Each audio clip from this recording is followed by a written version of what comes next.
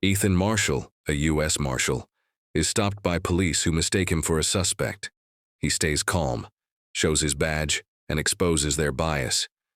The video spreads nationwide, leading to justice, reflection, and reform. In the end, Ethan forgives, inspires young officers, and turns pain into purpose. Before we begin, hit subscribe to Black Battles, where every story hits harder than truth itself. The road stretched long and empty beneath the pale glow of the Ridgefield County streetlights. It was close to midnight, and Ethan Marshal, a senior U.S. Marshal, was finally heading home after a grueling 12-hour shift. His tie hung loose around his neck, the soft hum of his car engine filling the silence. The night was calm, peaceful, the kind of stillness that made the world feel almost safe again. But that peace was shattered in a heartbeat. In his rearview mirror, blue and red lights flared like an electric storm. The piercing sound of a siren tore through the quiet night. Ethan's eyes flicked to his speedometer. He wasn't speeding. He wasn't even talking on the phone. For a moment, confusion filled his mind. Then came the command over the loudspeaker, sharp and demanding. "Pull the vehicle over, now." Ethan's stomach tightened. He slowed his car, carefully steering it to the side of the deserted road. He knew this wasn't a casual stop. The tone of that voice told him everything. This was already confrontational. The flashing lights reflected off his windshield, painting his face in shades of red and blue. His heart beat steadily, but there was a heaviness in his chest. He'd been in dangerous situations before, gunfights, raids, fugitives. But this was different. This danger wore a badge. He rolled down the window halfway and placed both hands visibly on the steering wheel. His voice was calm when he spoke, rehearsed from years of knowing exactly how to survive moments like this. "Officer, my hands are visible. I'm not reaching for anything." Two figures approached the car, their flashlights slicing through the darkness. One was older, broad-shouldered, stiff-backed, his every step heavy with authority. The other was younger, hesitant, following the lead of his superior. Their names, though Ethan didn't know it yet, were Officer Rick Holden and Officer Ben Turner. The older one spoke first, voice sharp as a blade. "Step out of the vehicle, now." Ethan didn't move. His tone remained even. "Before I do that, can I ask what this is about?" Holden's eyes narrowed. "You match the description of a suspect we're looking for." "Step out of the car." Ethan exhaled slowly. He'd heard those words before, match the description. They had a bitter familiarity, the kind that carried the weight of centuries of misunderstanding. "Understood," he said softly. "But I'd like to make sure we handle this safely." He reached forward with deliberate slowness, placing his wallet and his badge on the dashboard where both officers could see. The younger one's flashlight caught the gleam of the U.S. Marshal's insignia, but Holden didn't seem to notice, or didn't care. "Hands back on the wheel." Holden barked. Ethan obeyed. His patience wasn't a weakness, it was survival. "Sir," he said carefully, "my identification is right there on the dash." "I'm a federal officer," Holden scoffed. "Everyone's got a story." He took a step closer, the beam of his flashlight now burning into Ethan's eyes. The younger officer shifted uneasily but said nothing. Ethan's jaw tightened. He'd been taught restraint, professionalism, to de-escalate even when others couldn't. But inside, anger flickered. It wasn't the loud, explosive kind. It was quiet, controlled, and sharp enough to cut through fear. "Officer," Ethan said, his voice firm now, "look at the badge on my dashboard. Then look at how you're treating me." For a long moment, no one moved. The night air hung thick between them. A dog barked somewhere in the distance. Holden's flashlight finally dropped to the dashboard, and he froze. The gleam of the golden badge reflected back at him. Unmistakable. United States Marshal Service. The silence broke like glass. Holden's face shifted, the aggression fading into confusion, then embarrassment. The younger officer, Turner, leaned forward, his voice uncertain. "Sir, are you really?" "Yes," Ethan said simply. "And I suggest you radio dispatch if you still have doubts." Turner immediately did, his voice low over the radio. Holden stepped back, eyes darting between Ethan and the badge, realizing what this stop had turned into. A mistake that could cost him more than just pride. Ethan didn't gloat. He didn't yell.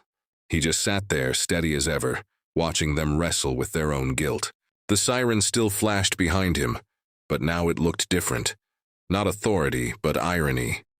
In the stillness that followed, Ethan thought about how easily this night could have gone wrong. About the headlines that would have followed. About the families who wouldn't have known the truth. He'd worn the badge for 15 years, fought criminals in the dead of night, but here, on an empty street, he realized something bitter. Sometimes justice had to survive its own protectors, and as the officers stammered apologies they didn't quite know how to give, Ethan knew one thing: this wouldn't be the end of it. It was only the beginning. The flashing lights still washed over the road like restless ghosts. Ethan Marshal sat quietly in his car, the hum of the idling engine faint under the weight of the silence that followed. The two officers stood a few feet away, speaking in hushed tones near their cruiser. He couldn't hear what they were saying, but he didn't need to. He knew that sound. It was the sound of backpedaling. Moments later, Officer Rick Holden approached again, his jaw tight, pride battling against realization. Behind him, Officer Ben Turner followed, his flashlight lowered this time. The authority in their movements had shifted. They weren't in control anymore. They were trying to regain it. Holden stopped near the driver's window, his voice still carrying that edge of command. Marshal, he said stiffly. We confirmed your credentials with dispatch. Seems there was mix-up. Ethan turned his head slowly, meeting his eyes.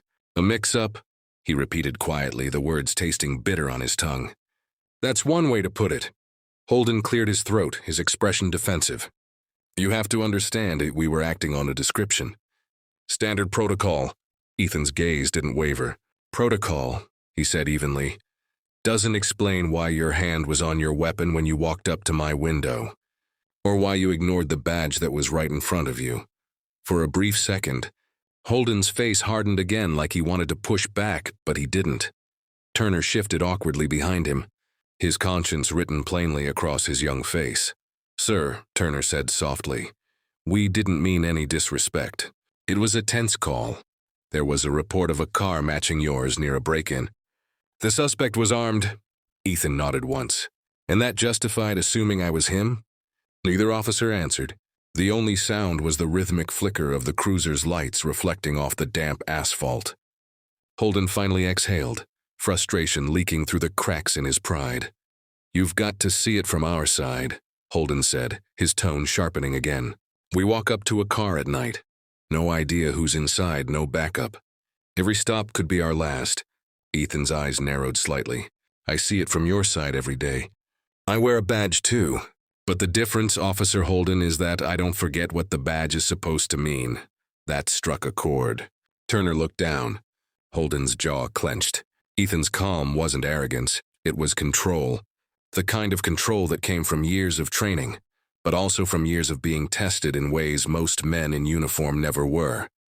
Ethan reached for his badge again, lifting it into the light. The engraved letters, United States Marshal, gleamed cold and undeniable. You see this? He asked quietly. This isn't just authority. It's our responsibility. It means I treat people like they matter, even when I'm tired, even when I'm afraid. Holden's voice dropped. We didn't mean you did. Ethan interrupted, not shouting, just firm. You did mean it. Because when you saw me, you didn't see a lawman. You saw a threat. The younger officer swallowed hard. Sir, save it, Ethan said, shaking his head. You both need to think about why you carry a gun, if you can't control what you see through your fear. For a long, tense moment, none of them moved. The night seemed to hold its breath. A passing car slowed as it went by, headlights stretching across the tense tableau. Two officers standing before a man they'd misjudged, and a man who refused to let anger take over. Ethan finally broke the silence. You said there was a suspect, find him. But next time, start with respect. He turned the key, the car engine rumbling to life. Turner took a hesitant step forward. Marshal. Ethan paused, looking at him through the open window. Turner's face was pale, his voice sincere. For what it's worth, sir. I'm sorry. I'll remember this. Ethan studied him for a beat, then nodded once. I hope you do. Holden stood silent, his pride fractured, his authority stripped bare. As Ethan pulled back onto the road, the older officer muttered something under his breath, words the wind swallowed. Before even he could take them back, the cruiser's lights dimmed in his rearview mirror until they were nothing but faint glows against the dark horizon. Ethan's hands tightened on the steering wheel, his thoughts a storm he didn't let show on his face. He wasn't angry. Not exactly. What he felt was deeper, heavier, the kind of ache that came from knowing this wasn't the first time, and it wouldn't be the last. He'd survived raids, arrests, shootouts, but tonight's danger had been quieter, colder. It wasn't the kind that fired bullets. It was the kind that judged skin before seeing a soul. As the road stretched endlessly before him, Ethan knew one thing for certain. What happened tonight couldn't just fade into silence. It had to mean something, and he intended to make sure it did. The drive home felt longer than usual. The night stretched endlessly across the empty highway, each mile dragging a trail of unspoken thoughts behind Ethan Marshall's car. The rhythmic thud of the tires on the pavement matched the beat of his heart, steady but heavy. The flashing lights were gone now, but the memory of them burned bright in his mind. He had been stopped before, once, twice, maybe more times than he could count, but this one was different. It wasn't the aggression that haunted him. It was the awareness in their eyes the moment they realized who he was. The shift from suspicion to shame, the silent, wordless fear of what their mistake meant. He had seen that look before, from criminals facing judgment. But tonight, it had come from men wearing the same uniform as him. As his car glided through the dim outskirts of Ridgefield, Ethan reached for the dash cam device clipped under his rearview mirror. He'd had it recording since the stop began, a habit he'd picked up years ago, not out of paranoia, but self-preservation. He glanced at the small red light blinking steadily. Evidence, cold, undeniable, objective. He wasn't sure yet what he'd do with it, but he knew it mattered. The voice of Officer Holden still echoed in his head. You matched a description. The words had become an anthem for excuses, the shield behind which countless injustices hid. He turned down a quiet street, the kind lined with old oak trees and sleeping houses. The radio murmured softly in the background, a talk show host discussing law enforcement trust issues, as if the world itself was trying to taunt him. He switched it off. Silence suited him better tonight. When Ethan pulled into his driveway, the house looked still, almost too still. He sat there for a long moment, engine running, eyes unfocused. He could see his own reflection faintly in the windshield. Tired eyes, tight jaw, and a heart that still hadn't let go of the tension. He'd spent 15 years in law enforcement. 15 years believing that the badge meant justice, fairness, protection, but tonight reminded him that the badge didn't always shield you. Sometimes it became a mirror, showing how others truly saw you. He turned off the engine and stepped out into the cool night air. Crickets chirped somewhere nearby, their sound oddly peaceful against the storm in his chest.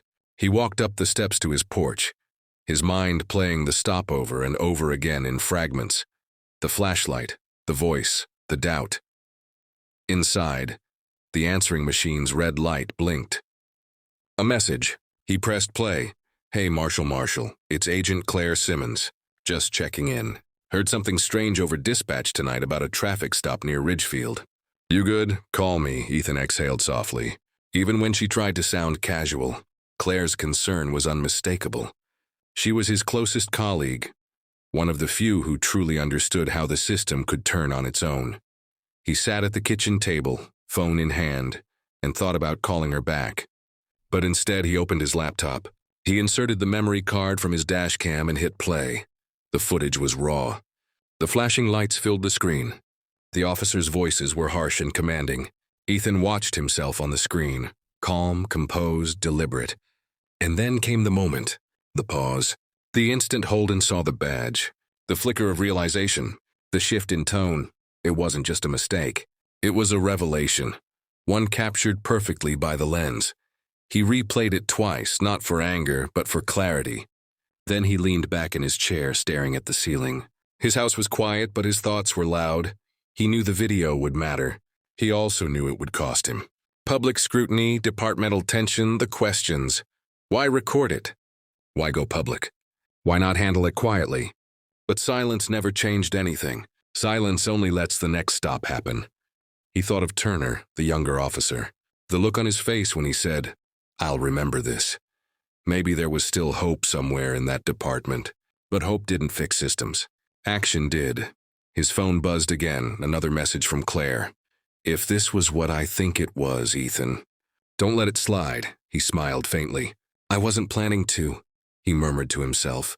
He got up, walked to the window, and looked out at the quiet neighborhood.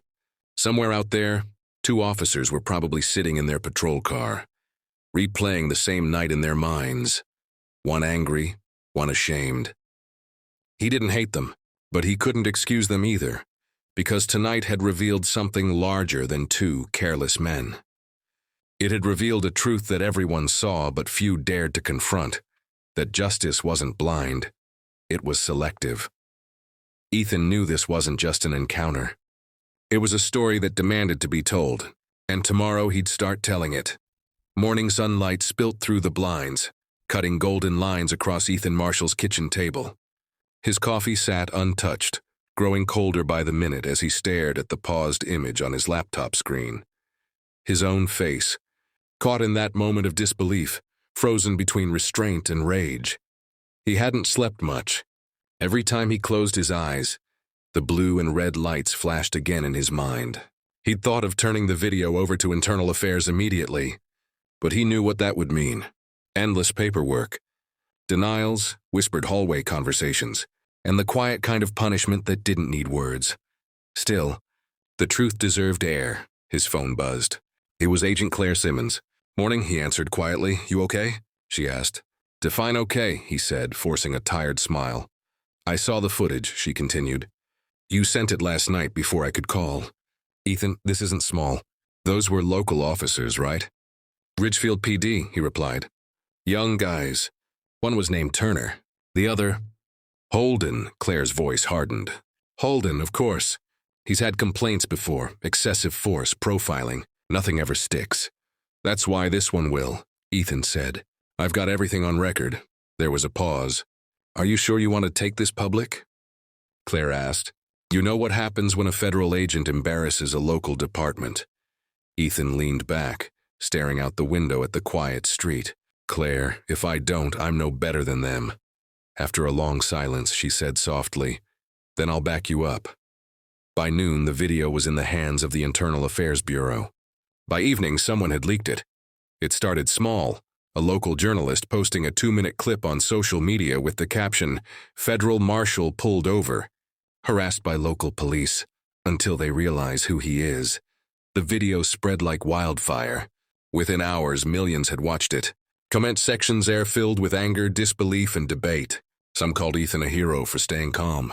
Others accused him of betraying his brothers in blue. Inside the Ridgefield Police Department, chaos erupted. Chief Mark Danner slammed his fist on the conference table as the video replayed on the screen before him. "This is a disaster," he barked. "Do you have any idea what this makes us look like?" Lieutenant Holden sat stiffly, eyes locked on the table. Turner sat beside him, pale and silent. "He matched a description," Holden muttered. "That's all." Danner's voice dropped cold. "You pulled over a federal marshal, held him at gunpoint, and then tried to justify it because he's black. You didn't match a description? You confirmed a stereotype." Holden looked up sharply. "With all due respect, sir, this is being blown out of proportion." Danner cut in. "Congratulations, officer. You've made Ridgefield a national headline." Turner swallowed hard, guilt heavy in his eyes. He remembered Ethan's calm tone, the quiet authority, the shame he'd felt when he saw the badge. "He wasn't angry," Turner whispered. "He just looked disappointed." The chief turned to him. "You better pray disappointment is all he feels." Meanwhile, Ethan's inbox flooded with messages. News networks requested interviews. Civil rights groups reached out with offers of support. And from deep within the law enforcement community came a quieter chorus. Some supportive, others furious. He read one anonymous message that stood out. "You just made every cop's job harder. Hope your badge is worth it." He sighed and closed the laptop. He hadn't done it to make anyone's job harder. He'd done it so the next man wouldn't have to be humiliated to prove his innocence. That night, Claire showed up at his door with 2 coffees and a file in hand. "You made the front page," she said, half smiling. CNN, the Post, even the feds are talking about it. Ethan shook his head. I didn't want fame. I wanted honesty. Well, you got both, she said. Now the question is, what are you going to do with it? He looked at the file she carried. What's that? Holden's record, she said. Everything he's tried to bury. Complaints, testimonies, one suspension that mysteriously vanished. Ethan took it and stared at the papers inside, a pattern too familiar to ignore. This goes deeper than a traffic stop, he murmured. This is a system problem, Claire nodded. Then let's expose it. Outside, the night deepened again, quiet, heavy, and full of unfinished stories. But this time Ethan wasn't just another black man pulled over. He was a federal marshal with proof, purpose, and a platform, and somewhere inside him, the fatigue began to turn into something else, resolve. Tomorrow, the world would see that what started as a routine stop was no accident. It was a reflection, and Ethan Marshall was done staying silent. The next morning, Ridgefield Police Headquarters felt less like a station and more like a storm waiting to break. Reporters crowded outside the glass doors, microphones in hand, shouting questions that no one dared answer. Inside, officers avoided eye contact, their conversations reduced to hurried whispers. Every television screen replayed the same footage. The flashing lights, the raised voices. The moment Marshal Ethan Marshall calmly revealed his badge, the air was thick with tension, the kind that makes even silence feel loud. In the conference room, Chief Mark Danner faced a lineup of grim-faced officials from the state attorney's office and Internal Affairs Bureau. His voice was measured, but exhaustion hid beneath every word. The footage speaks for itself, he said. Holden and Turner acted recklessly. Our department will cooperate fully with the investigation. One of the investigators, Agent Laura Kent, leaned forward. Chief, reckless isn't the word the media's using. They're calling it racial bias caught on tape. Danner's jaw tightened. Then we fix it. Fast.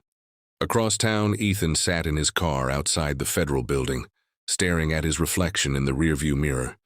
He was dressed in his uniform, crisp and composed, the very image of control. But beneath the calm exterior, his mind was racing. He wasn't just a man who'd been stopped anymore. He was a symbol. And symbols had weight. Claire walked up beside his car, file in hand. They're waiting for you inside, she said softly. Press, attorneys, the bureau, everyone. Ethan exhaled slowly. Then let's not keep them waiting. Inside the conference room, flashing cameras greeted him like lightning strikes. Questions flew through the air. Marshal, do you believe race played a role? Do you intend to press charges? What message do you want to send to America? He lifted his hand, silencing the chaos. I'm not here for revenge, he said calmly. I'm here for accountability. No badge, no title. No color should decide whether a man is treated with respect or suspicion. That's it. The room fell silent for a moment, a quiet charged with something rare. Truth. Meanwhile, Officer Rick Holden sat alone in an interrogation room, his badge on the table before him. He'd spent 20 years in uniform, priding himself on being by the book, but now the book was open, and he was on the wrong page. Across from him, Agent Kent began the questioning. Officer Holden, did Marshal comply with your instructions? Yes, Holden muttered.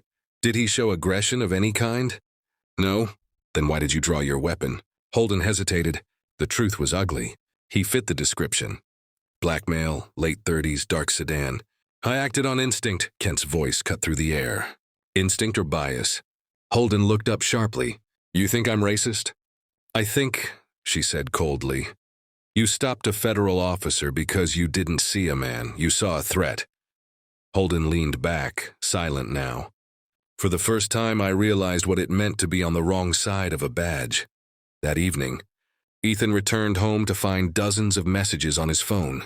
Strangers thanking him, colleagues warning him, and one anonymous text that read, You think you're saving justice? You're making enemies. He set the phone down. He'd expected backlash, but the threat still hit differently when it came from within the system he'd sworn to serve. Claire dropped by with dinner. You're trending again, she said with a faint smile. Justice for Ethan is everywhere. Ethan chuckled softly. I didn't ask for fame. Just fairness, she nodded. Fairness has a price. He looked at her, tired eyes, steady voice. And I'm ready to pay it. 2 days later, the disciplinary hearing was officially announced. Holden and Turner would face an internal review, open to public observation. The community gathered outside City Hall, holding signs that read, "Respect is a right and accountability now." As Ethan walked up the courthouse steps, the crowd parted for him. Some clapped, others simply watched, silent, reverent. He paused before entering, the weight of the moment pressing against him. In that instant, he wasn't just Ethan Marshal, U.S. Marshal. He was every man who had ever been stopped, doubted, or dehumanized. He turned to the reporters and said quietly, "This isn't about me. It's about trust. If law enforcement loses that, we lose everything." Then he stepped inside, ready to face the men who had turned a simple traffic stop into a national reckoning. That night, as the courthouse doors closed behind him, rain began to fall over Ridgefield, slow, heavy, cleansing. The storm had started, but for the first time it wasn't just chaos. It was a change. The courthouse was silent, but the air inside pulsed with tension. Every seat in the gallery was filled. Journalists, activists, officers, and ordinary citizens waiting for justice to take shape. At the front of the room sat the Disciplinary Review Board, 3 senior officials who had the power to decide whether the 2 officers who stopped Marshal Ethan Marshal would walk away with a slap on the wrist or lose their badges for good. Ethan sat calmly at the witness table, his dark suit crisp, his posture composed. Across from him, Officer Rick Holden looked hollow, his face pale, his uniform hanging loose like it no longer belonged to him. Officer Turner, younger and visibly shaken, sat beside him, wringing his hands. The world was watching. Marshal, began Chairwoman Evelyn Brooks, her voice steady. Please recount in your own words what occurred on the night of October 16th. Ethan nodded once, then spoke clearly, his tone calm but firm. I was driving home from a long day in the field. I noticed the patrol car following me for several blocks, so I pulled over before they even turned on their siren.